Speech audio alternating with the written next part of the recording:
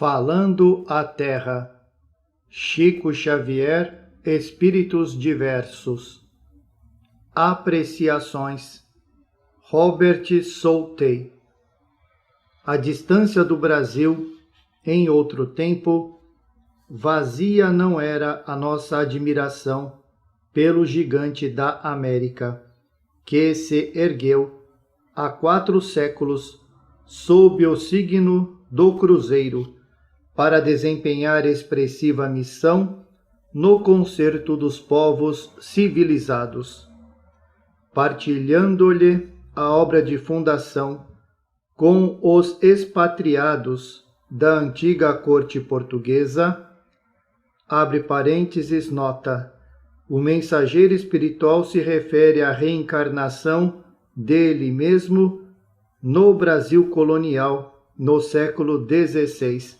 Fecha parênteses. Embora me recolhesse ao mundo britânico pelas bênçãos da reencarnação no século XVIII, não me foi possível sufocar de todo as inclinações que me arrastavam para a terra admirável de Santa Cruz, então perdida para minha visão espiritual no maciço das grandes florestas. Não obstante o amargurado carreiro, porque transitei através de incidentes e acidentes dolorosos, o mistério verde da mata permanecia vivo em meu coração, e o contato com a literatura da Inglaterra e do continente europeu nunca me subtraiu às imprecisas reminiscências. É por isso que, hoje, valendo-me do hall que o Espiritismo me oferece para visitar ao de leve a alma brasileira, regozijo-me assinalando a vida nova que se edifica na paisagem soberba e farta, cujo quadro inexprimível faz o êxtase de todos os artistas da sensibilidade e da inteligência, desde Pero Vaz de Caminha, o prestimoso correspondente de Dom Manuel. Rejubilo-me observando que o Brasil não fugiu à vocação de fraternidade que lhe marcou os vacilantes passos do início. Por muito que esbravejem na crítica moderna os pessimistas intransigentes, que em tudo veem a falência espiritual de que se sentem possuídos, somos aqui lavradores otimistas e felizes, confiados no esplêndido porvir da jovem e vigorosa nação, depósito de firmes esperanças de milhões de espíritos, empenhados na regeneração humana. Sempre existirá quem lobrigue inconsciência onde há juventude, aventura onde há necessidade, falta de segurança onde apenas sobra inexperiência. Efetivamente, quem poderia contar com harmonia num campo de plantação incipiente? A sementeira não desvenda a beleza da colheita. O arado impõe o suor da preocupação e a inquietude da incerteza. O celeiro traça o sorriso da paz e do reconforto. E a hora atual do Brasil ainda é de preparação intensiva, de ação experimental e de esforço edificante. Os nefelibatas do idealismo, sem obras, se referem às realizações monumentais dos povos avançados, estabelecendo o descaridoso confronto entre a comunidade brasileira, ainda em processo de ajustamento, e aqueles países de hegemonia política, olvidando o senso das proporções. não advogaríamos a causa do Brasil, que não necessita de nós para fazer-se valer na civilização contemporânea, nem desrespeitaríamos as grandes nações que orientam a vida moderna. Entretanto, seria lícito indagar se conviria o progresso material sem alicerces morais suficientemente consolidados. De que nos valem o poder aquisitivo, a técnica das indústrias, a produção em massa, a universidade ativa e a riqueza rural, se não possuímos diques capazes de barrar as paixões individuais e as raciais que ateiam o ruinoso fogo da guerra? De que serve construirmos soberbos templos, levantados à fé e à arte, para depois serem incendiados pelo nosso próprio vandalismo?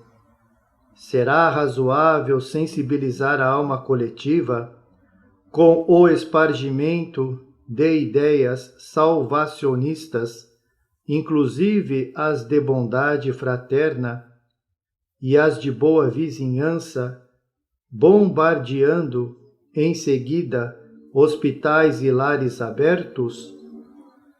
Será compreensível a exaltação de princípios superiores, quais os da dignidade pessoal e da liberdade humana, gastando-se 3/4 partes do dinheiro público em petrechos bélicos, a par de quase total esquecimento da educação popular?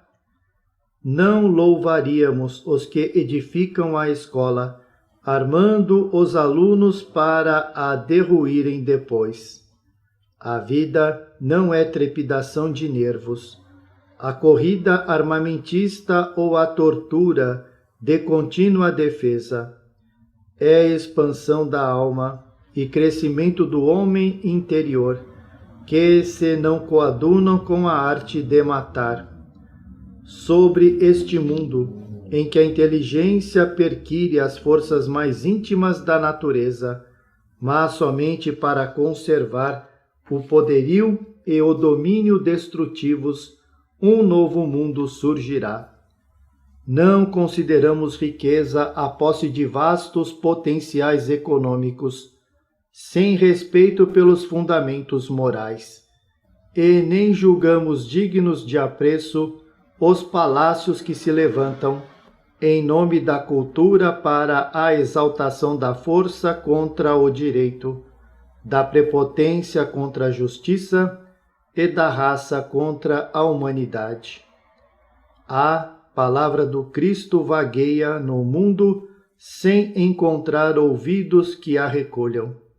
As igrejas que a distribuem, até certo ponto, se assemelham a conservatórios de música preciosa, sem artistas que a interpretem.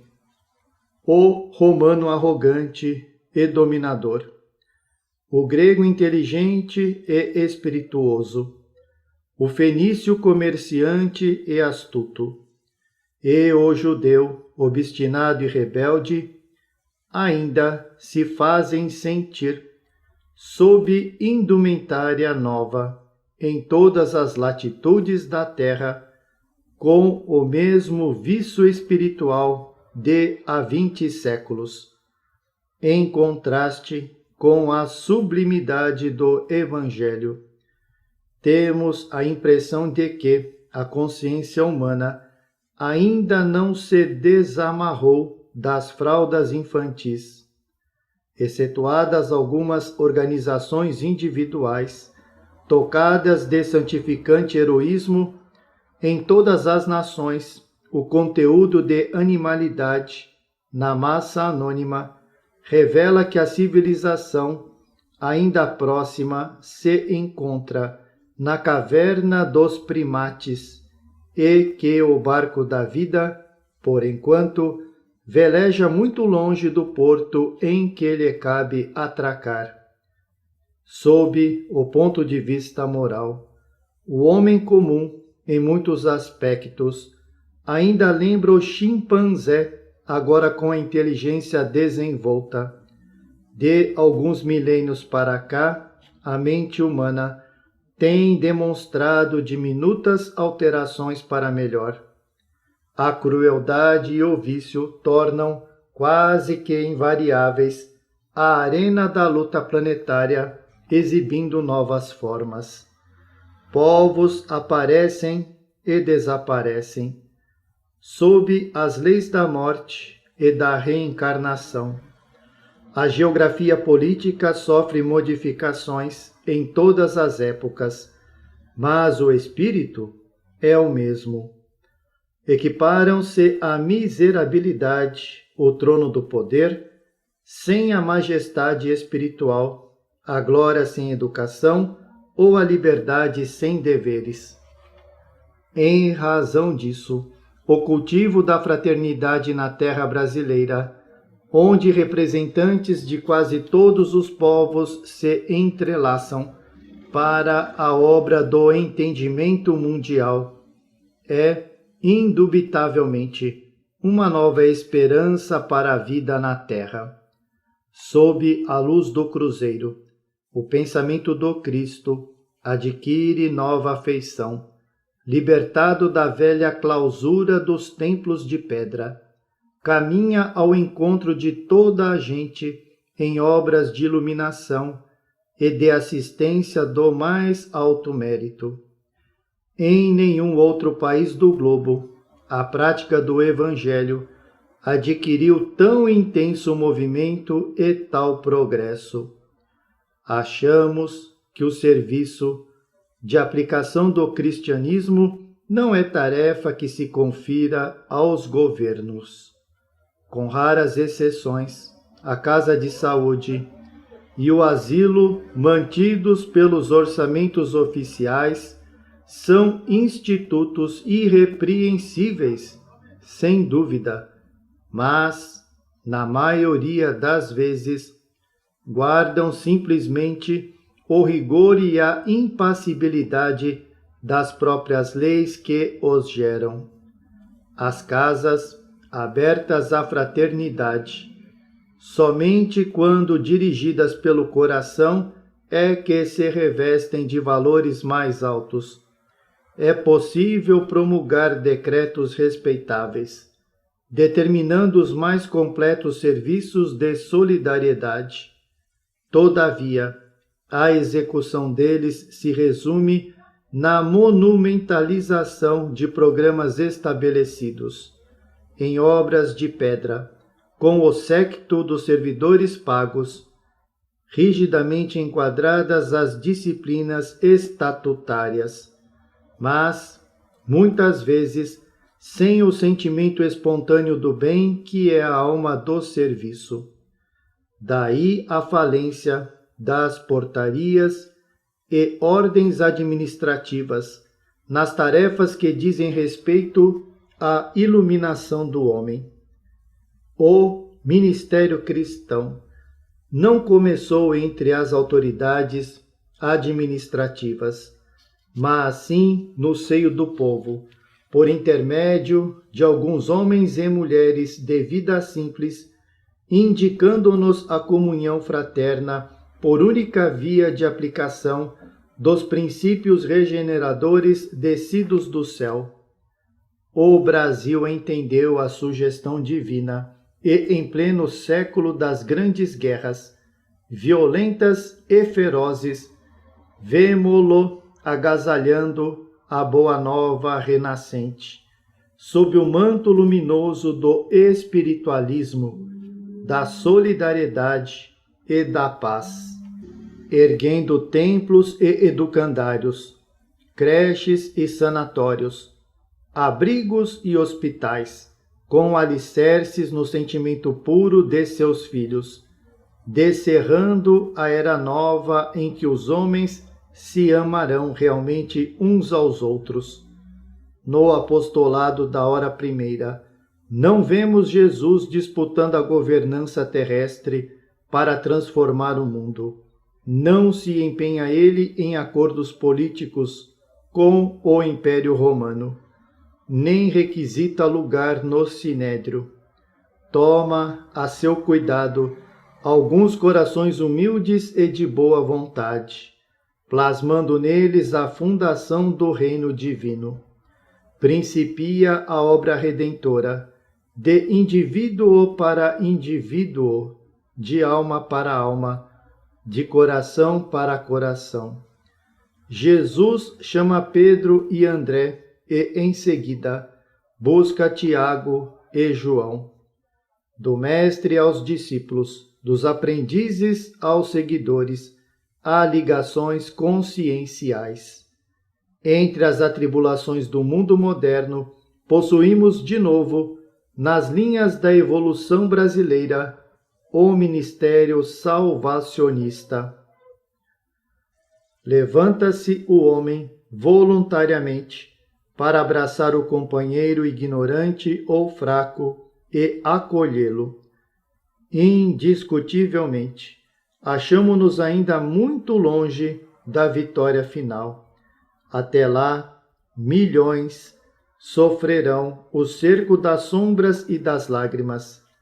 Contudo, diante da nova pátria, verdejante e farta, que o Brasil oferece à fraternidade mundial, no elevado entendimento da missão que lhe cumpre, nossas esperanças se elevam em cânticos de louvor ao céu, com a certeza de que a terra, por vindoura, será o lar abençoado de uma humanidade mais feliz.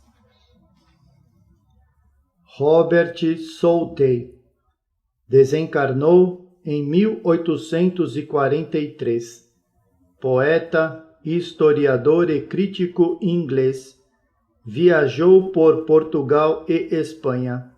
Em Lisboa se deu ao estudo da língua e da literatura portuguesa e espanhola.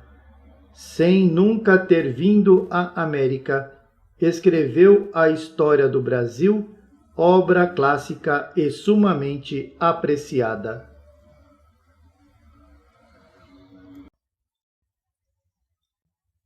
Falando à Terra. Chico Xavier, Espíritos Diversos. Insensatez. Joana de Guzmão.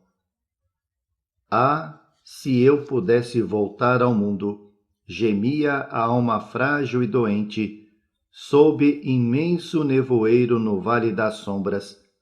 Como seria diversa a vida para mim! De certo, não me lembraria com precisão das algemas que me aferram no abismo, porque a divina compaixão teria apagado temporariamente as nódoas de vinagre e fel que me dilaceram a memória. Entretanto, jamais olvidaria a piedade e o reconhecimento que devo cultivar diante da natureza, esse sagrado altar de Deus. Ó Senhor, caminharia então ao encontro dos irmãos aflitos e sofredores, oferecendo-me em holocausto ao amor. Buscaria a humanidade por minha grande família, sentindo nos companheiros ignorantes os mais necessitados de meu concurso. Receberia os dissabores por bênçãos, valendo-me deles para estender o raio de minha experiência na aquisição da verdadeira sabedoria. Aproveitaria as oportunidades do mundo sem permitir que a inferioridade dos homens me vencesse. Transformaria o coração numa fonte de claridade e de consolo, a fim de que todos os seres em mim encontrassem a paz e o bom ânimo. Empenhar-me-ia na abençoada luta pelo bem, como as árvores dadivosas se prendem ao solo, esparzindo-se em flores de serviço e morrendo erectas para, até a última hora, estender a sombra da ramagem. Aceitaria os obstáculos como espinhos de uma coroa de sacrifício para a suprema glória do Espírito. As horas, ó Senhor, as horas seriam patrimônio bendito para o meu novo modo de ser. Atravessá-las-ia, semeando a felicidade entre todos, transubstanciando-me em esclarecimento para os ignorantes, em pão eterno e em água viva para os famintos e para os sedentos da estrada.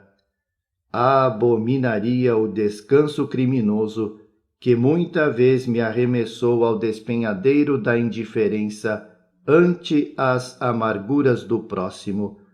Nunca mais me furtaria aos deveres pesados, mas gloriosos, que nos retém nas doces cadeias da solidariedade, e aprenderia, louvando-te, que a dor é um cântico de beleza e de renovação em toda parte. Respiraria, distante do orgulho que é mentira, longe do egoísmo que é inferno oculto, e fora da vaidade que é simples cegueira do coração. Senhor, dá-me novamente o corpo de carne e reconduze-me ao exercício, à prova, à recapitulação. Soluços abafados seguiram-lhe a rogativa. Mas um mensageiro do Todo-Bondoso, dando-lhe a perceber que a súplica fora ouvida, emergiu da noite, rasgando larga clareira de luz. Recolheu a alma infeliz e trouxe-a de novo à escola do mundo. Qual semente viva em terra preciosa, a infortunada criatura ressurgiu entre os homens, na forma de um anjo débil, cercado de carinhos especiais. Quando, porém, se lhe recompôs o valioso corpo, asfixiou as tendências superiores. Repeliu o escabelo de quem serve ao Senhor. Empinou-se no trono da vontade e, rodeando-se de velhos vícios, que nomeou por validos e conselheiros de seu destino, passou a gozar loucamente a vida, exigindo, reclamando, oprimindo e assumindo lastimáveis compromissos perante a lei. Sempre a mesma insensatez, funesta e dolorosa. Joana Gomes de Guzmão desencarnou em 1780. Ilustre dama paulista, admirável pela sua vida de peregrinações e devoção, irmã do célebre padre Bartolomeu Lourenço de Guzmão. Chamavam-na Mulher Santa. Imortalizou-se pelo seu valoroso espírito de trabalho, lealdade e fé.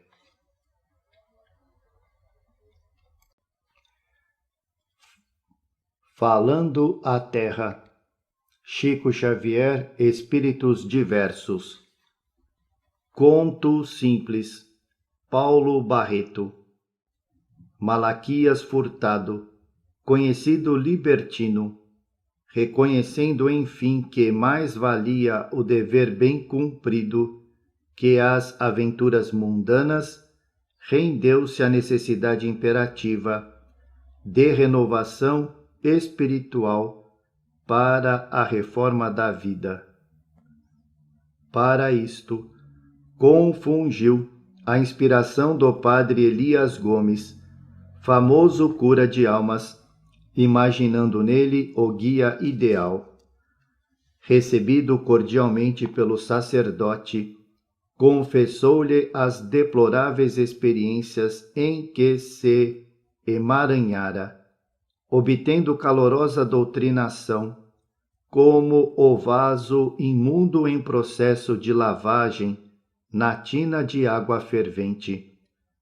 Malaquias arrependeu-se do passado e chorou, abatido, visceralmente transformado, cumulou-se de juras e promessas, que procurou cumprir com sinceridade e rigor.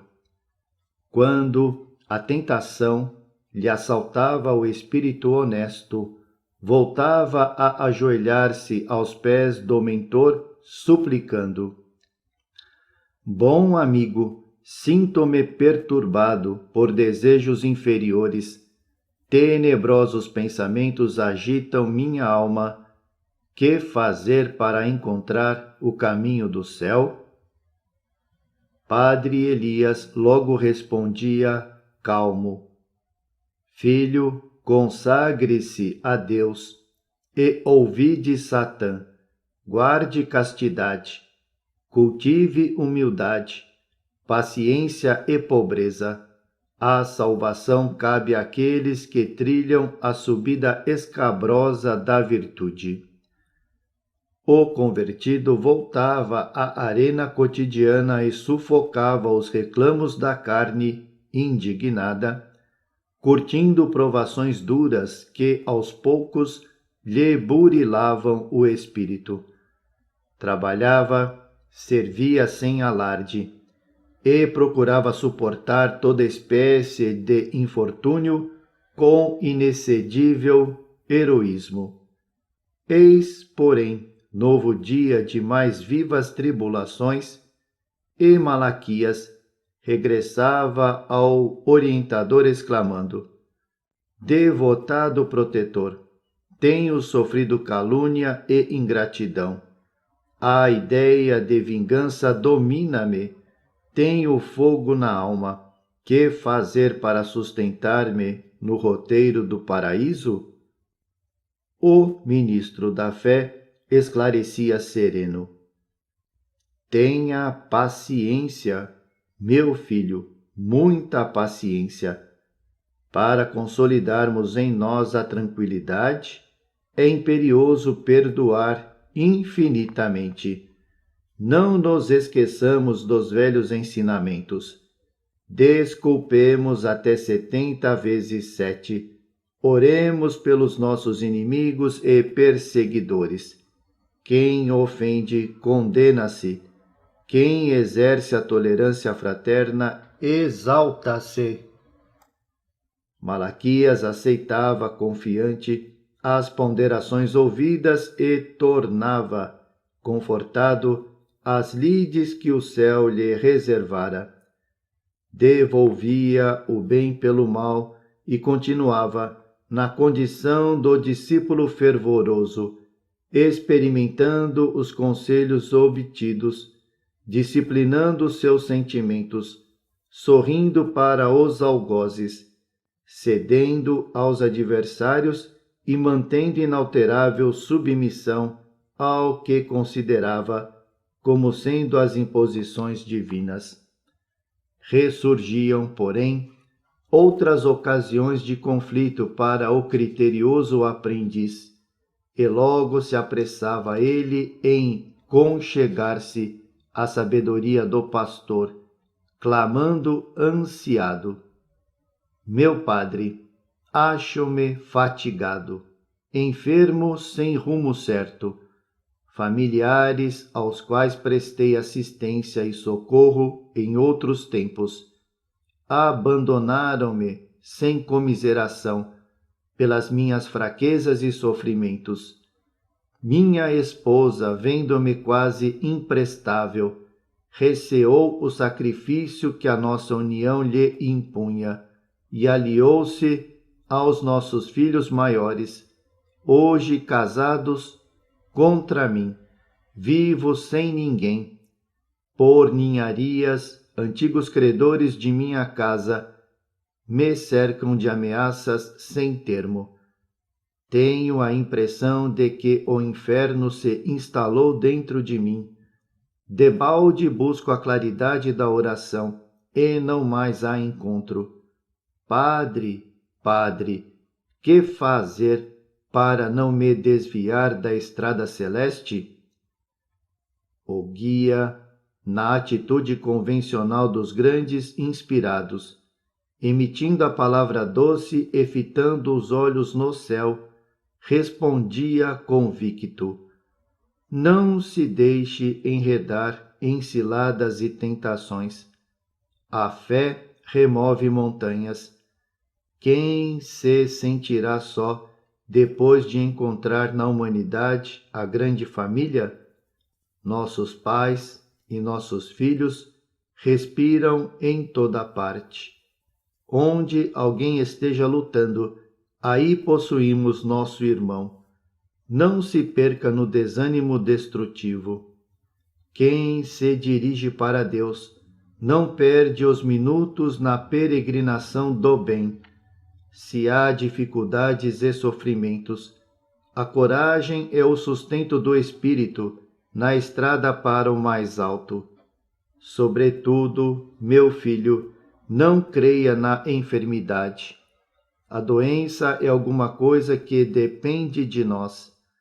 A imaginação superexcitada improvisa monstros para nosso corpo, mas a alma robusta na confiança, embora viva de pés na terra, mantém o coração voltado para o Senhor, cada dia servindo mais intensamente na sementeira de luz e de amor. Não se agrilhoe a simples ninharias. O crente leal contemplava o instrutor como quem se via agraciado pela presença de um plenipotenciário divino.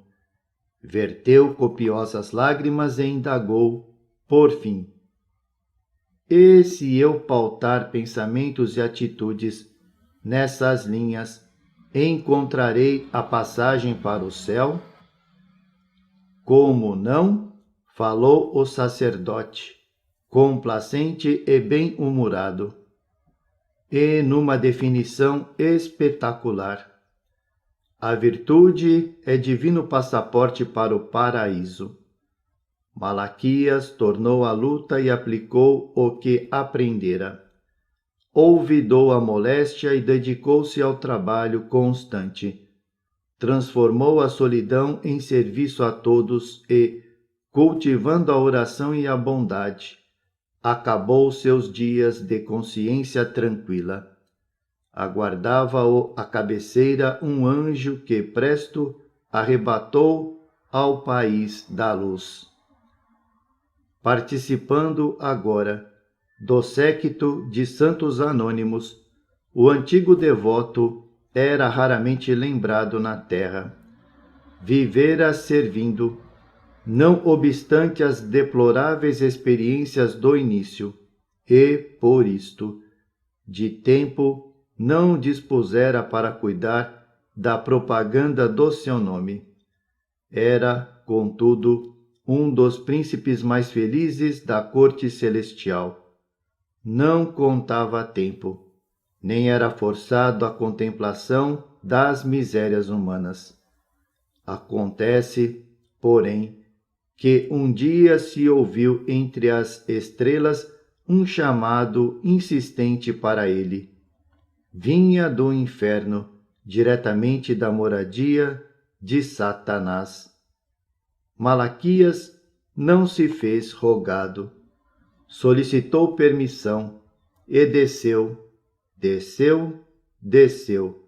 e, quando se viu no círculo das trevas infernais, encontrou quem lhe invocava o nome.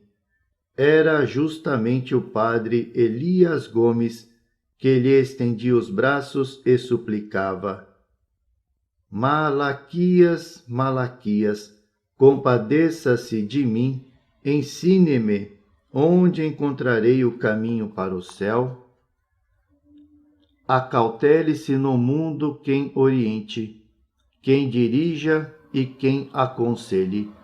Quase todos nós, os que sabemos indicar o bom caminho aos pés alheios, esbarramos, além do túmulo, com a mesma surpresa do sacerdote. Paulo Barreto, desencarnou em 1921. Muito escreveu sob o pseudônimo de João do Rio. É vasta e variada a sua produção literária, sendo inesquecível por suas crônicas e contos, cheios de sutileza e penetração. Jornalista, crítico e conferencista, membro da Academia Brasileira de Letras.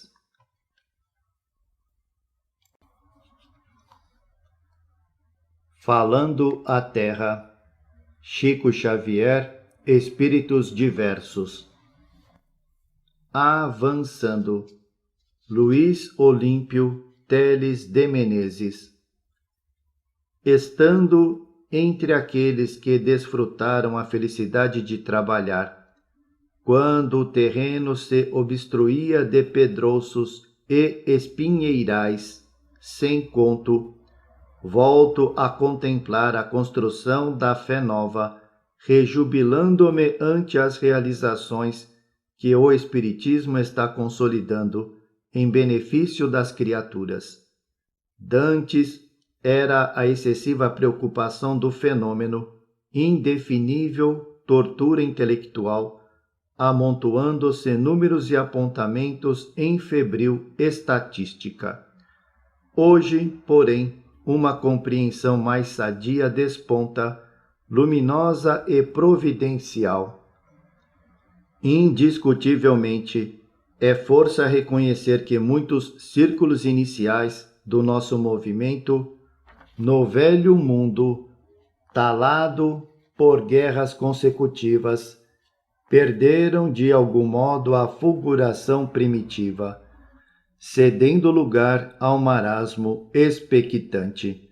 Contudo, o retrocesso aparente filia-se nas investigações ociosas e secas de inumeráveis estudiosos que fatigam o cérebro sem despertar o coração. Nesses acanhados redutos da inteligência, as críticas descabidas convergiram sobre o esforço nobilitante de alguns poucos e o desânimo coagulou temporariamente infinitas reservas de energia. A ciência por si só é como a terra preciosa sem a semente. De que nos valeria o suor a empapar o chão lavrado sem a possibilidade de produzir? A verdade tem a balança da sabedoria para analisar os seres e as coisas, mas só o amor possui a chave da vida.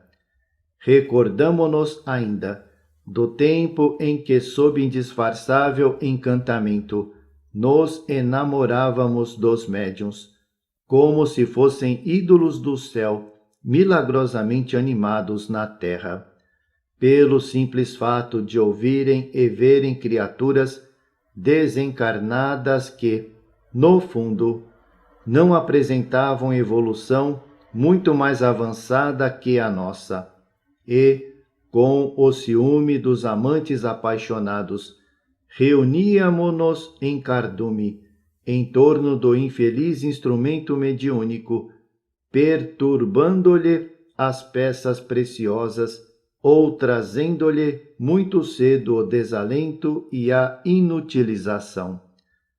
Admitíamos falsamente que a obra missionária pertenceria exclusivamente ao homem ou à mulher de virtudes psíquicas invulgares, esquecendo-nos de que, em muitos casos, semelhantes dons traduzem provação e sacrifício que nos importa amparar, ao invés de explorar desapiedadamente. Ainda existem muitos investigadores que não se compadecem com a realidade, examinando os espíritos conscientes e livres através da organização medianímica, como se observassem micróbios interessantes, por intermédio da lente de um laboratório. Para esses, O redescobrimento do mundo invisível é simples motivo para conceituosos pareceres, em que jamais atestam as verdades da revelação. Continuam acravados no estreito mundo onde se agitam, entre a presunção e o temor, como autênticos exemplares do comodismo. Há, entretanto, cientistas e estudiosos que, respeitáveis, descem a liça, abrindo brechas na velha Bastilha dos preconceitos, auxiliando o anseio popular de renovação. Grande exército de trabalhadores de boa vontade marcha impávido, e um novo entendimento se espalha, iluminando consciências e corações em todas as linhas da fé redentora que o Espiritismo acende nas almas. Pouco a pouco, as responsabilidades se descentralizam. Os médiuns já não se afiguram pajés de tribo, senão que, nos quadros da fraternidade e da cooperação, todos os consideram companheiros da boa luta, com difíceis obrigações a desempenhar, dignos, portanto, do carinho e do acatamento geral. O conceito da doutrina consoladora, como serviço do indivíduo à coletividade, vai se ampliando para benefício desta. Os antigos espectadores frios do fenômeno se incorporam ao trabalho ativo, permanecendo no esforço edificante que as bênçãos do alto e as necessidades do mundo nos conferem. A obra de esclarecimento tem sido árdua, combate incruento, no seio de todos os povos, tem reclamado a abnegação de muitos. Julgou-se a princípio que os mensageiros da espiritualidade pretendessem arrebatar o homem para o céu, e vários servidores da primeira hora se embriagaram na perspectiva de ingresso definitivo nos mundos felizes, com absoluto esquecimento do trabalho que os retinha na carne. Esses companheiros desprevenidos, de braços cruzados e cabeça inquieta, sondavam outros lares do sistema e exigiam notícias da imensidade de Júpiter e de Saturno, inconformados com o nosso domicílio singelo na corte solar. Agora, porém, vamos compreendendo que os emissários do Cristo não nos exoneram da responsabilidade, nem nos desatam os compromissos, e, longe de pretenderem violentar a inteligência humana, constrangendo-a a demandar um Éden que ela não pode entender por enquanto, buscam fortalecê-la para que transforme a terra em paraíso. Os ideais sublimes que albergamos na alma são forças vivas que tentam sua própria materialização no plano em que residimos. Uma grande fé representa uma grande luz. Uma virtude firme é uma bênção indiscutível. Esclarece-nos, contudo, a experiência que a missão da luz é o socorrer as trevas, e que o prover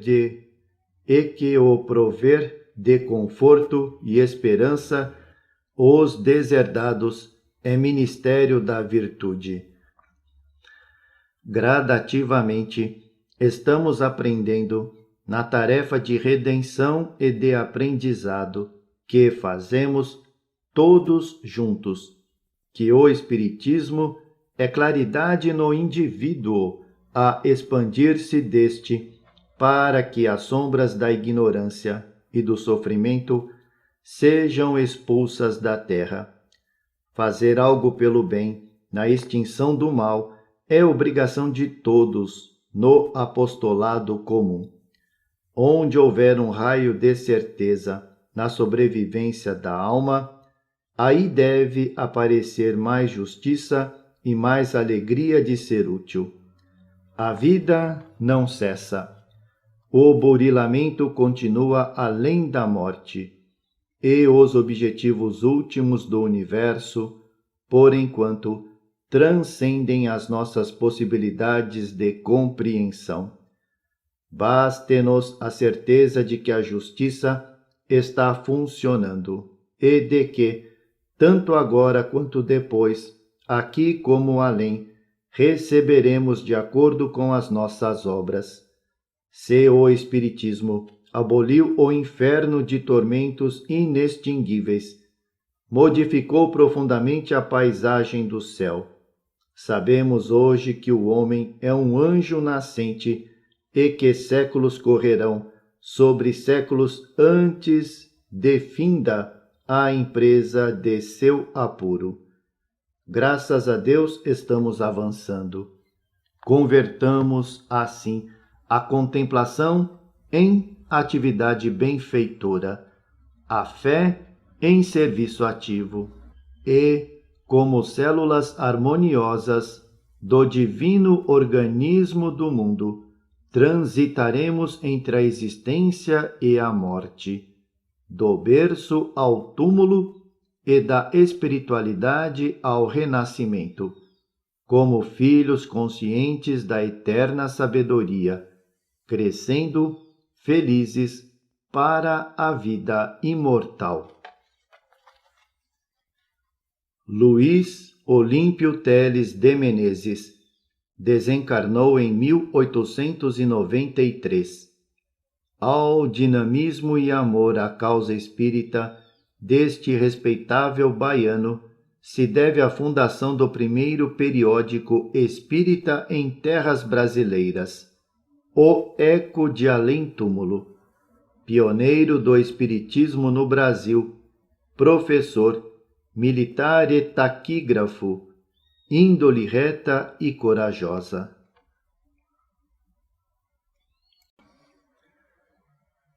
Falando à Terra. Chico Xavier, Espíritos Diversos. Um dia. Isabel de Castro. Um dia, Sócrates deliberou sair de si mesmo, apresentando alguns aspectos da verdade, e imortalizou-se. Um dia, Colombo resolveu empreender a viagem ao mundo novo e desvelou o caminho para a América. A gloriosa missão de Jesus começou para os homens no dia da manjedoura.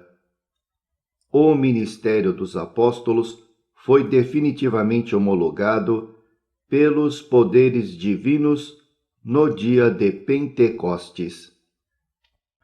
Tudo no universo começa num dia. O bem e o mal, a felicidade e o infortúnio, a alegria e a dor, invocados por nossa alma, guardam o exato momento de início. Quando plantamos, sabemos que a produção surgirá certo dia. Se encetamos uma jornada, não ignoramos que, em certo momento, ela terminará. Um dia criamos, um dia recolheremos. Não ouvides, porém, que a semente não germinará sem cuidado em tua quinta. Se deres teu dia à erva ingrata, ela se alastrará, sufocando-te o horto amigo. Se abandonares teus minutos aos vermes daninhos, multiplicar-se-ão eles indefinidamente, impedindo a colheita. Ocupa-te com o dia, de olhos voltados para a eternidade. Das resoluções de uma hora podem sobrevir acontecimentos para 1000 anos. Tudo depende de tua atitude na intimidade do tempo. Judas era um discípulo fiel a Jesus, mas um dia acreditou mais no poder frágil da terra que na administração do céu e traiu a si mesmo. Madalena era estranha mulher, possessa de 7 demônios. Um dia, no entanto, ofereceu-se à virtude e inscreveu seu nome na história, figurando no cânone das almas inesquecíveis. O amanhã será o que hoje projetamos. Alcançarás o que procuras. Serás o que desejas. Acorda para a realidade do momento e amontoa bênçãos pelos serviços que prestaste e pelo conhecimento que difundiste em tuas horas. O tempo é o rio da vida, cujas águas nos devolvem o que lhe atiramos. Enquanto dispões das horas de trabalho, dedica-te às boas obras. Se acreditas no bem e a ele atendes, cedo atingirás a messe da felicidade perfeita. Mas se agora mofas do dia entre a indiferença e o sarcasmo, guarda a certeza de que, a seu turno, o dia se rirá de ti. Isabel de Castro desencarnou em 1724. Notável dama portuguesa, senhora de grande ilustração e prendada pintora de sua pátria. Suas telas e seus escritos foram muito aplaudidos.